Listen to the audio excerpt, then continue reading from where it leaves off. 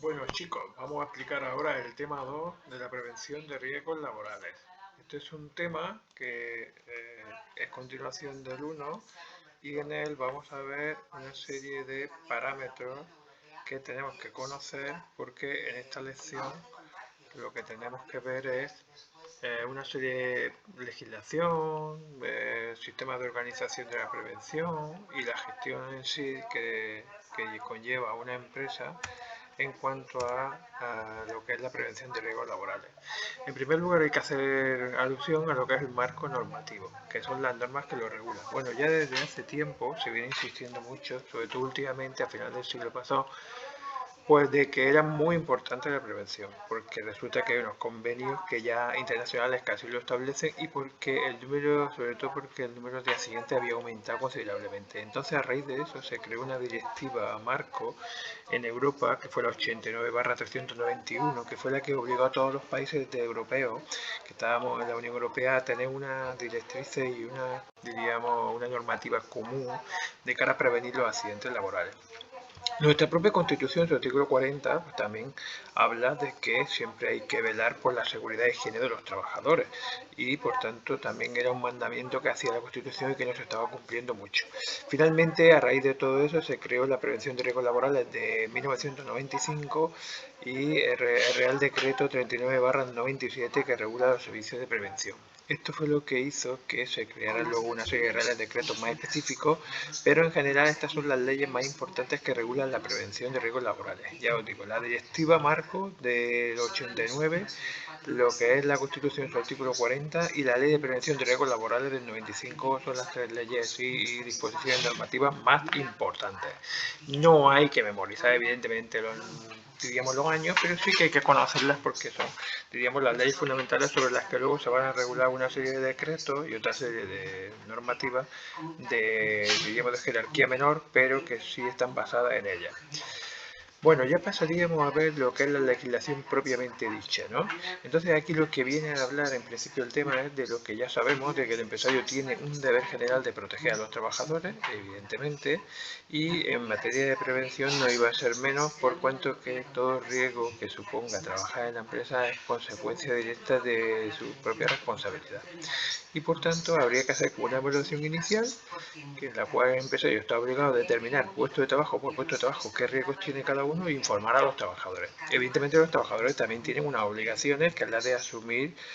que son trabajadores y obedecer, diríamos, las directrices que haya estipulado el empresario en materia de prevención. Eso lo iremos viendo, ya lo sabemos del primer tema, pero lo iremos viendo más concretamente en este tema.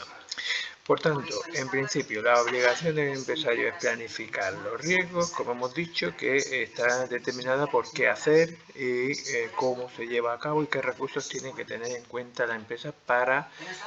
llevar a cabo esa prevención. Evidentemente, la planificación implica que hay un diagnóstico previo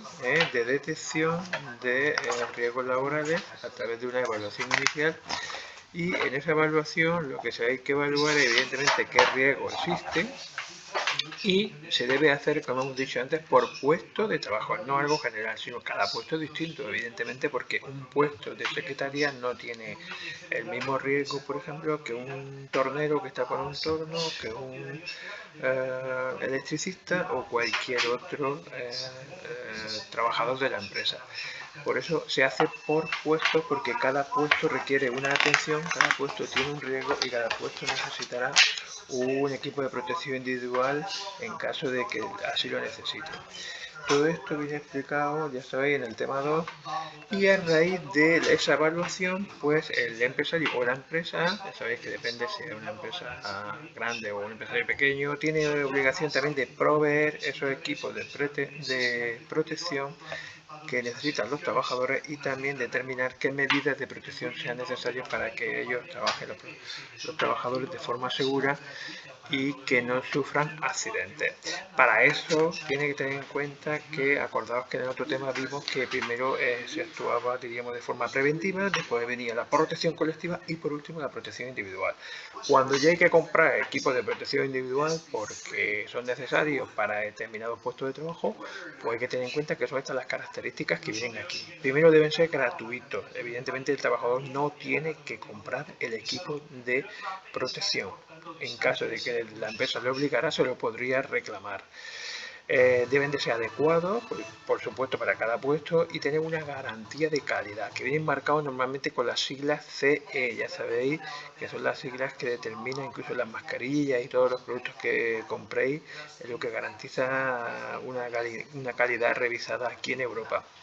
Bueno, en caso de que sean riesgos muy graves, tiene que venir, aparte de la C, con una numeración especial que se determina con 4 números, como que ha pasado un control y registro sanitario para saber que tiene la conformidad de la Comunidad Europea en cuanto al equipo de protección.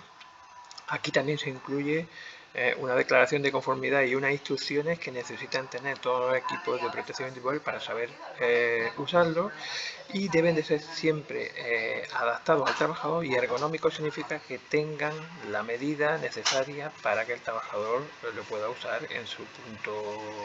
justo término. Es decir, no nos pueden dar un guante más grande, una talla mayor o más pequeña, o un calzado más pequeño o más grande de nuestro pie.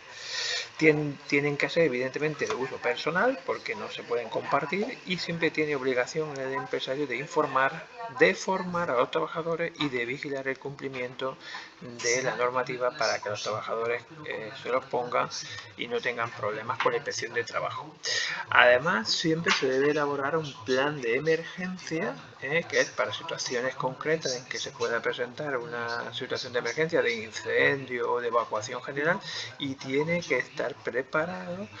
Ya veremos después cómo se elabora y quién es el responsable, las posibilidades que tiene de elaborarlo cada empresa o cada empresario, pero esto se tiene que presentar siempre a través de ese plan de emergencia, que es el que intenta evaluar las posibles situaciones en que puede surgir cualquier incidencia o accidente grave,